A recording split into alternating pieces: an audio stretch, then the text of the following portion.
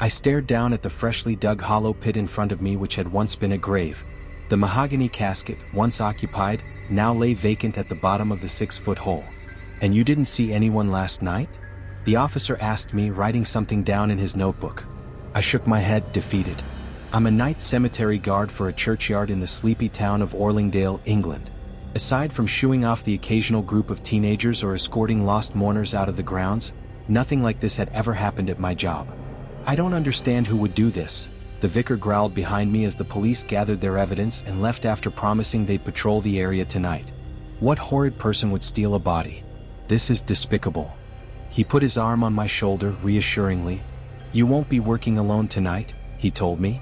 "I've called Vincent and told him what happened. He's assured me he'll be here tonight to patrol with you." I walked through the tall iron gates of the churchyard to see Vince sat on a bench, an unlit cigarette perched between his lips. He looked up at me and smiled, holding out his open pack of smokes to offer me one.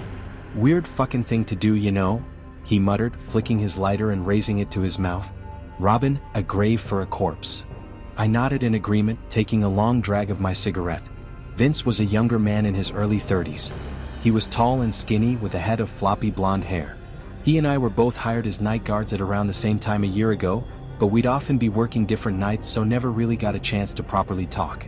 I exhaled a cloud of smoke. "Think they'll come back?" "Nah," Vince replied confidently. "Have to be pretty dumb to return to the scene of the crime the next day." We patrolled the grounds for hours, occasionally splitting up and linking back up to cover more ground. I began to relax as 3 a.m. rolled around, thinking Vince was probably right that they wouldn't come back. We eventually ended up stood on a small hill which overlooked most of the churchyard. The steeple towered in the distance as if trying to intimidate anyone who entered into its yard. "Are you a religious man?" I asked Vincent, who shrugged. "Nah, not really. Are you?" I shook my head. "Then what the fuck are we doing working air?" Vince laughed loudly, pulling out his pack of cigarettes. "We buried my sister here," he told me, still looking off into the distance. "We lost her in an accident just before I started working here actually." I looked at him and nodded understandingly. "It's a big reason I took the job," he continued. "Means every night that I'm not at home, I'm air with her." We smoked in comfortable silence for a while, finishing off our cigarettes and stubbing them out in a nearby bin. "What was her name?" I asked him. Vince looked at me, his warm blue eyes flickering with a momentary vulnerability. "Mila," he replied. "Mila Blossom Evans. She was only 19 when she died, family ain't been the same since." "I can imagine." I comforted him.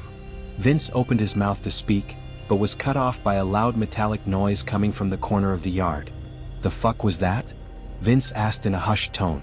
We aimed our flashlights in the direction of the sound. A bush outside of the iron fence rustled hastily. "An animal?" I whispered, unable to hide the nervousness in my voice. We cautiously walked over to the disturbed shrubbery. "Look." Vince pointed. I followed his hand to see one of the iron bars of the fence hanging limply. "That must be where our grave robber's been getting in," Vince hissed. Our eyes met as the terrible realization hit us like a train. They aren't breaking in, they've just taken something out. We both turned and split up, trying to find the grave which had just been emptied. I pulled out my phone to call the police when I heard a pained scream. I almost dropped my phone as I sprinted over to Vince, who was on his knees. "Vince!" I shouted as I spotted him on his knees with his head to the floor. As I ran closer, I could hear his muffled sobs. I looked over to the freshly dug hole which sat in front of him. "What happened, are you hurt?" I whispered as I walked closer to him.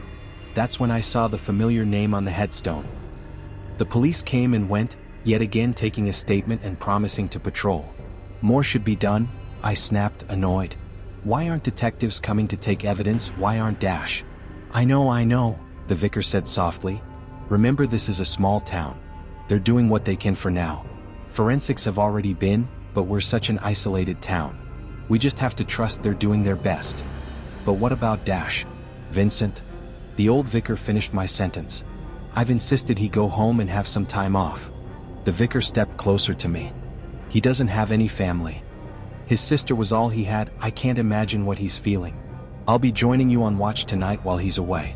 The police have searched the perimeter and secured any openings in the fence. Nothing will get in or out without us knowing."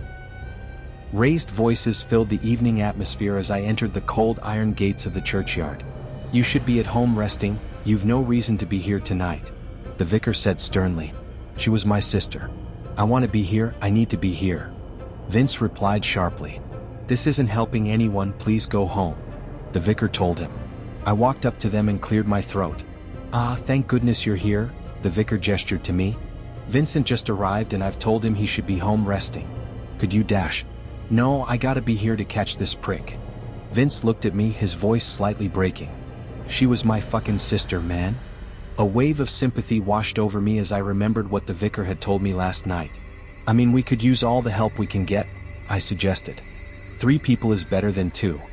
Vince turned to look at the vicar, his blue eyes filled with desperation and pleading. The vicar sighed.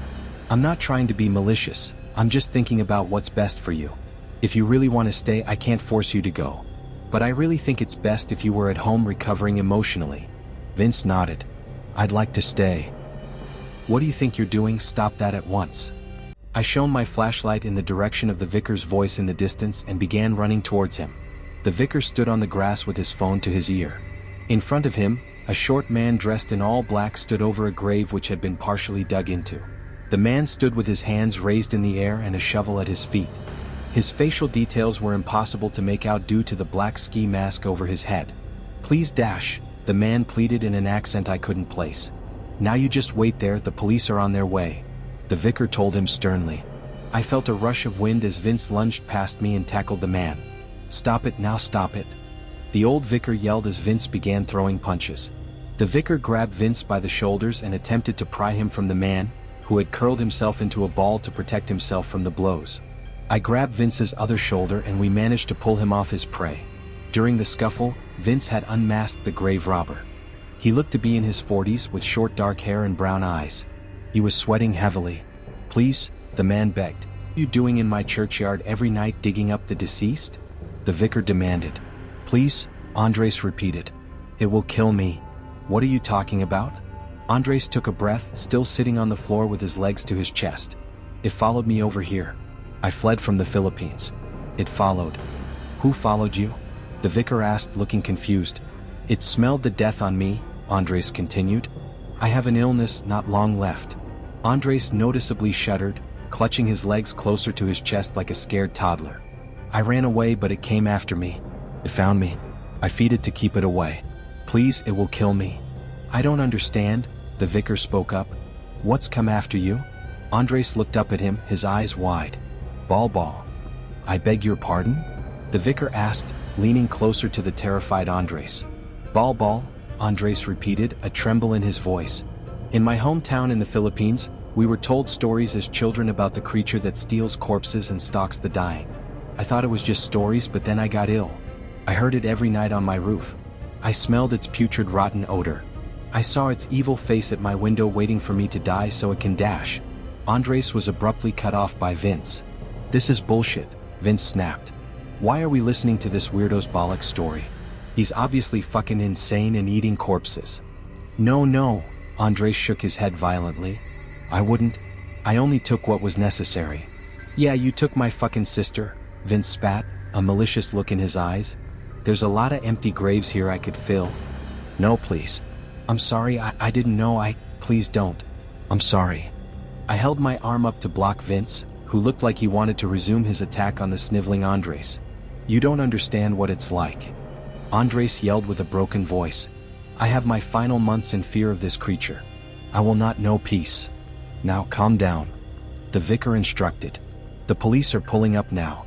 Vincent, go and unlock the gate." "Police, no.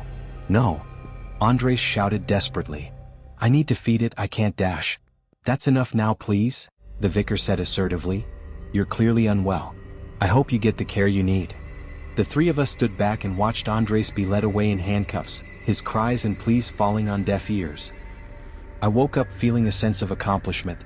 There was a spring in my step as I flicked my bread into the toaster and poured a cup of coffee. I practically skipped to work that day, relieved that this shift will be as uneventful and mind-numbingly boring as it was before.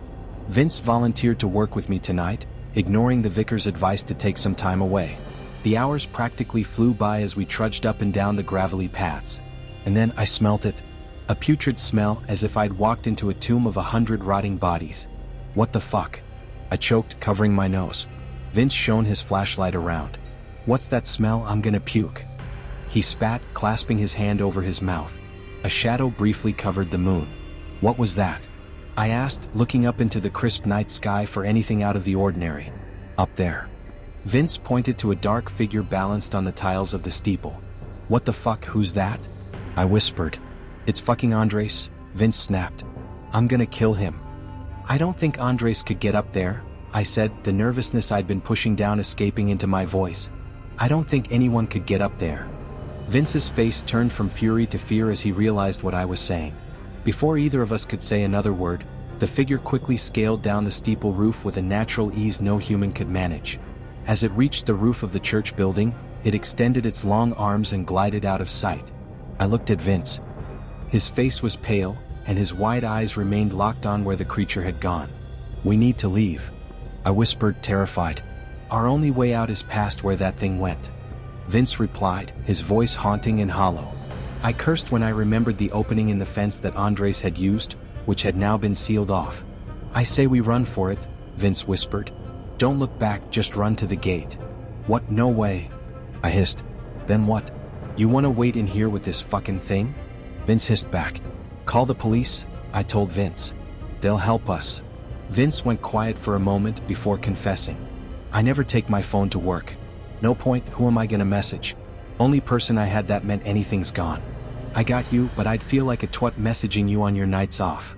I frantically dug my phone from my pocket, my hand shaking so hard I could barely type in my passcode.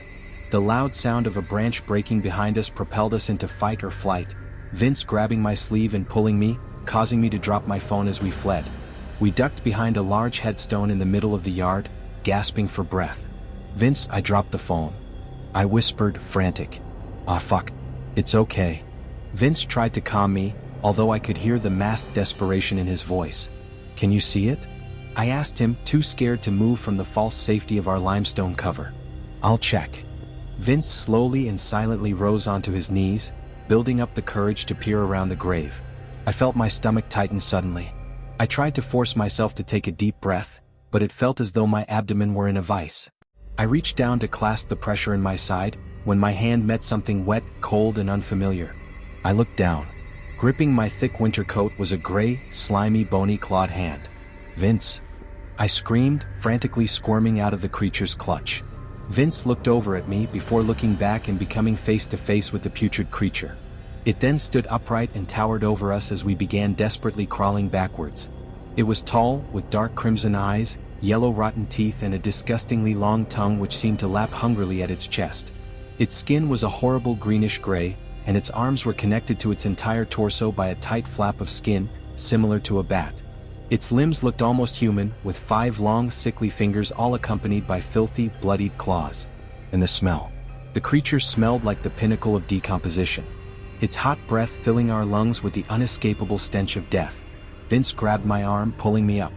"Come on." He pulled me along as we weaved in between headstones. Tears clouded my vision and my trousers felt cold and heavy where I had unknowingly lost control of my bladder. Vince suddenly tripped, sending us both hurtling forwards mid-sprint. I fell hard onto the gravelly floor, feeling a burning pain in my hand which had been scraped under my body weight. "Vince," I whispered, groggily pulling myself up and turning to look at him. "We have to Kadash." My heart dropped when I saw Vince, lying motionless on the grass next to a hollow grave, a large wound across his head. I looked at the bloodied headstone beside him. Mila Blossom Evans, forever 19. Beloved sister and friend. A short life lived to the fullest. "Vince?" My voice quaked as I crouched over him and shook his lifeless body. "Vince? Vince, please." I begged him. But Vince never got up. The empty look in his glassy blue eyes telling me his soul had left. I wiped my tear-soaked cheek with my sleeve and began hurriedly backing away as the creature slowly began to crawl along the gravel path towards Vance's body. "No." I mustered as it cocooned his carcass with its fleshy wings. "No." The creature plunged its salivating tongue into Vince's eye socket, not even looking at me. I froze, sheer terror forbidding me from vomiting with disgust. The creature's sharp claws tore the clothes from Vince's body effortlessly as it began to rip away at his flesh. I backed up in horror until I felt a familiar stone wall behind me. The church. I looked to the left to see the tall iron gates willing me towards them. I took one last look back at the creature. It locked eyes with me as its long tongue was preoccupied consuming Vance's body. It had a look of hatred in its eyes, as if it despised me for still living. I turned towards the gate and fled, not even stopping to unlock the heavy padlock. I gripped the iron bars tightly, forcing my foot on top of the bolts of the gate as I clambered up. I threw my leg over and collapsed from the top of the gate, landing hard on my feet. Ignoring the pain in my ankles, I desperately sprinted to the closest house I could find, the vicar's. I must have ran for about 20 minutes without stopping, practically kicking the vicar's garden gate off its hinges as I pounded on his door. A face peeked at me from the window before a startled vicar opened the door in his pajamas. "What's happened? Are you okay? What's going on?" he asked, panicked. Everything began spinning as I collapsed into his front door as he tried to catch me. I woke up the next afternoon in a hospital bed.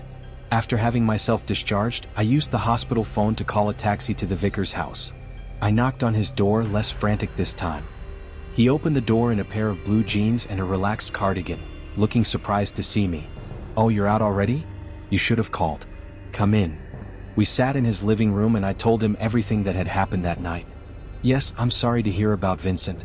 I know he was fond of you, you were a friend to him." The vicar sympathized. "Would you mind sitting with me while I recount all this to the police?" I asked him. "I'm worried I'll forget some of the details I told you." "Oh, I don't think we need to tell them any of that." The vicar shook his head. "Andres was let out on bail last night, let's just say he came back and did all of this." My mouth fell open. What do you mean?" I asked him. The vicar shrugged. "Well, I don't think the town needs to hear about this demonic being." The vicar leaned forward in his chair. "Can you imagine what this will do to my church if the members hear a satanic creature taunts the churchyard? It will destroy their faith." My eyes widened. The vicar's expression softened. "Relax," he said calmly. "I'm not making a threat. I'll make a deal. You keep quiet about this and I'll pay you for helping me." "But what about the dash?" I began. "The demon? It will lose interest and go elsewhere. Andres said it's following him, chances are it will go back to where it came from once it has him. It doesn't seem to be able to dig the graves up by itself here." I looked at him, anxious. "I've always been good to you. I gave you and Vincent jobs when nobody else would. The money I'll transfer to you, we'll call it compensation for what you had to go through at my church. Pretend it's money for therapy or whatnot. Then you can finally get yourself a little place in the city like you've always talked about. All I need is for you to let me do the talking." I gazed out my window, the vibrant life of the city radiating through my apartment. I left my home in Orlingdale that same week, choosing to remain quiet and let the vicar tell the authorities whatever story he could come up with. The vicar sent me a letter last week. It was brief, with no mention of the incident at all. He mentioned Andres had sadly passed away recently. I looked him up online to see if there were any details about him and found a small news article from the town's local paper. It reported that Andres' body was being flown back to his hometown by his family and nothing more. I stuffed the letter into my desk drawer, having no desire to respond. It's been 3 months since the incident, and nobody's reported seeing the creature since. Maybe it went back to the Philippines with Andres, maybe it stuck around, maybe it moved on to a different country altogether. I don't know. I hope I never know.